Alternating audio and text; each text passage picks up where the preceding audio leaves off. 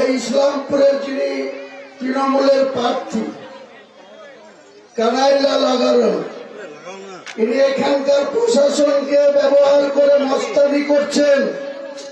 আপনার মস্তানি আমি 10 মিনিটে ঘোচাতে পারি। আমি হুমায়ুন কবির বলছি, চ্যালেঞ্জ থাকলো এরপরেও আমি ইসলামপুরে আসবো। আপনি প্রত্যেকটা বাড়ি বাড়িতে গিয়ে হুমকি দিচ্ছেন যে কেউ যেন আম জনতা উন্নয়ন যায়। এইভাবে আম জনতা উন্নয়ন পার্টিকে আপনি রুখতে পারবেন না। আপনার নেত্রী ঘুম ছুটে গিয়েছে।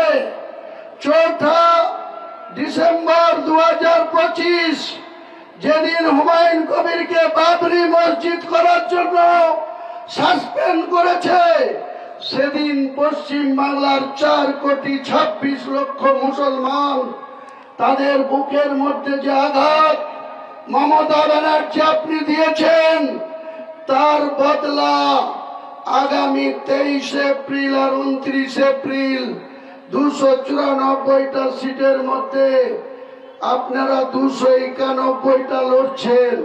3টে দার্জিলিং এর সিট আপনি ছেড়ে রেখে আমি আপনাকে চ্যালেঞ্জ করছি, মাত্র 4 মাসের পার্টি 22 ডিসেম্বর 2025 বেলডাঙ্গা থেকে 2.5 লক্ষ মানুষকে নিয়ে আমি আমার পার্টি ওপেন করেছিলাম। 2025 সালের 31 ডিসেম্বর আমার পার্টি রেজিস্ট্রেশন হয়েছে, আর 24 মার্চ আমার এই যে হুইসেল চিহ্ন ইলেকশন কমিশন আমাকে অ্যালট করেছে আমার সিম্বল। তাই উত্তর দিনাজপুরের মানুষের কাছে আমাদের আবেদন, কাউকে ভয় পাবেন না। মুসলমান কোন অমুসলিমকে ভয় পায় না।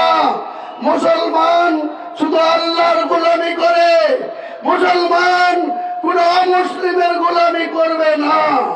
মুসলমান জাতি আমাদের শেষ নবী হযরত মুহাম্মদ মুস্তাফা সাল্লাল্লাহু আলাইহি আমল থেকে বুক চিতিয়ে লড়ে গিয়েছে ইসলামকে প্রতিষ্ঠা করার জন্য। 1947 সালের পর 1950 সালের 26 জানুয়ারির পর যে সংসদীয় নির্বাচন, প্রথমে 30 বছর কংগ্রেস, 34 বছর জ্যোতিবাবু বুদ্ধবাবুদের নেতৃত্বে লেফট ফ্রন্ট, 15 বছরে 2011 সালে প্রণব মুখার্জি প্রায়ত রাষ্ট্রপতি, তাকে ম্যানেজ করে এই মমতা বন্দ্যোপাধ্যায় যে সুদীপ্ত সেনকে গত 2 দিন আগে হাইকোর্ট যার এগেইনস্টে 26টা মামলা এই মমতা বন্দ্যোপাধ্যায় দেয়া করেছিল, কাশ্মীরের লাদাখ থেকে 5 ডিসেম্বর 2012 যাকে গ্রেপ্তার করে এনেছিল, প্রায়ত মুকুল রায় আমাকে নিজে বলেছিল মমতা বন্দ্যোপাধ্যায় পশ্চিম বাংলার মানুষের যে টাকা লুট করেছিল সুদীপ্ত সেন সারদায়, সেই টাকায় 2011 সালে 34 বছরের লেফট ফ্রন্ট 2006 সালের বিধানসভায় কমরেড বুদ্ধবাবুর নেতৃত্বে 235টা আসন জিতেছিল। আর 2011 সালের নির্বাচনে এই মমতা বন্দ্যোপাধ্যায় সারদার টাকায় মুকুল রায়ের মাধ্যমে 3400 কোটি টাকা, যেটা সারদা কেলেঙ্কারি তার প্রায় অর্ধেক 1600 কোটি টাকা মুকুল রায় নিয়ে 2011 সালের নির্বাচনে এই মিথ্যাবাদী, এই ধোঁকাবাজি, এই মুসলমানদের শত্রু মমতা ব্যানার্জি বারবার একটা কথা বলে এসছে যে আমাকে ভোট না দিলে বাংলায় বিজেপি এসে যাবে। আমি মমতা ব্যানার্জিকে বলতে চাই, 294টা সিটের মধ্যে 100-র অধিক সিট আছে মুসলমান মেজরিটি বা মুসলমান নির্ণায়ক শক্তি। বাকি 194টা সিট আপনি পুরীর জগন্নাথ ধামকে নিয়ে আসছেন। দীঘায় সরকারি টাকায় 262 কোটি টাকা খরচ করে আপনি কার টাকা জগন্নাথ মন্দির বানিয়েছেন। রাজারহাট নিউ টাউনে মুসলমানদের জায়গা অ্যাকোয়ার করে সেখানে দুর্গায়নের শিলান্যাস করেছেন। এই নর্থ বেঙ্গলের শিলিগুড়িতে যেখানে স্টেডিয়াম হওয়ার কথা ছিল, আপনি সেখানে মহাকাল মন্দিরের শিলান্যাস করেছেন। আমি বলে যাচ্ছি, এই ইসলামপুরের মাটিতে দাঁড়িয়ে মমতা ব্যানার্জি 4 মে ঠিক বেলা 4টের মধ্যে আপনার খেল খতম হবে। এই হুমায়ুন কবির আগামী দিনে বাংলার মসনদে নির্ণায়ক শক্তি নিয়ে আসবে। সেদিন মমতা ব্যানার্জি আপনাকে কাঠের মালা গলায় পরিয়ে আমি নিজে আপনাকে ওই দীঘার জগন্নাথ ধাম মন্দিরে পাঠাবো। আর আপনার ভাইপো কয়লা চোর, বালি চোর, তুলাবাজ ভাইপো যে হেলিকপ্টার নিয়ে অলিতে গলিতে বেড়াচ্ছে, তাকেও সেদিন রাত্রি 2টোর সময় দুবাইয়ের টিকিট কেটে বাংলা ছেড়ে ইন্ডিয়া ছেড়ে পালাতে হবে, এই ঘোষণা আমি দিয়ে গেলাম।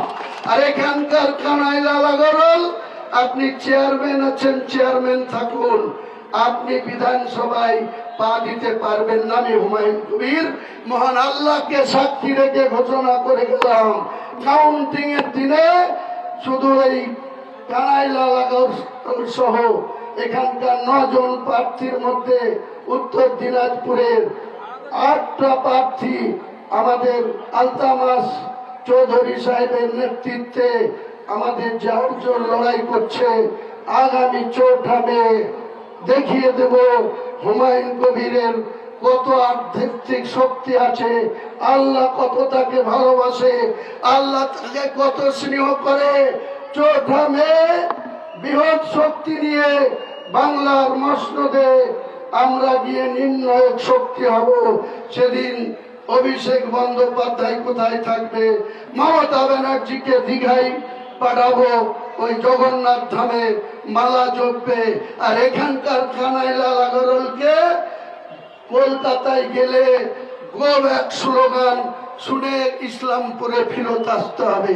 আমি এই গুটিগত কথা বলে আপনাদের সকলে দোয়া, আশীর্বাদ, সমর্থন চেয়ে আমি আবার 21 এপ্রিল, 23 এপ্রিলে ভোট, 21 এপ্রিল বিকাল 5টা অবধি প্রচার করতে পারা যাবে। আমি আজকে আবার বীরভূমের রামপুরহাট কেন্দ্রে আমাকে 3টে, 3:30-র মধ্যে নামতে হবে।